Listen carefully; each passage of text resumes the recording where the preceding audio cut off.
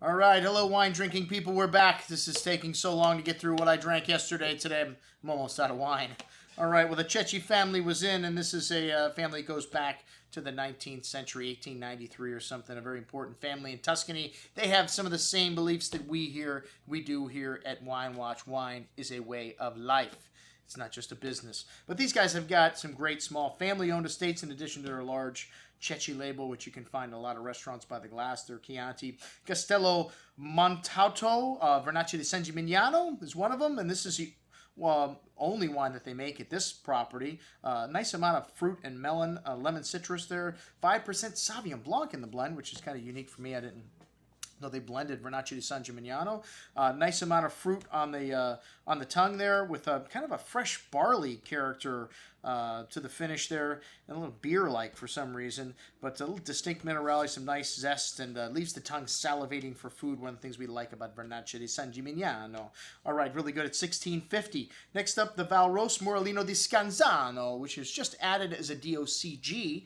The fourth DOCG for red in Tuscany. It's an appellation on the coast, and this is 90% Sangiovese, the Tuscan coast, and a little Colorino and Merlot in the blend.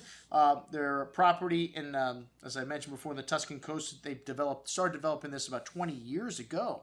So a good amount of fresh earth on the nose here. Notes of mushroom, dark cocoa, plum and cherry fruit. A rounder and plummier Sangiovese you kind of get here in the Maremma area, and a little briny character also. Maybe that's due to the proximity to the ocean. Smooth and round on the palate with a nice amount of that plummy fruit and that brown spice and earth showing through on the finish. Very good little wine, $26.25.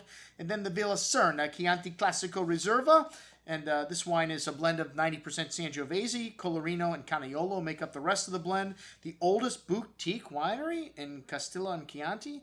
Okay, I didn't know they had boutique wineries a long time ago back there, but that's what they claim. Kind of sandy clay, a little less galestro here, so you get rounder, a little more minerally, more elegant style of Chianti. Some nice fresh earth and a dusty kind of dried porcini note to that, red cherry and plum-like fruit, really classic Chianti bouquet, and a soft and smooth wine on the palate with silky tannins and a nice freshness and some of that more porcini and earthy nuance showing through on the finish. Very good stuff at $27.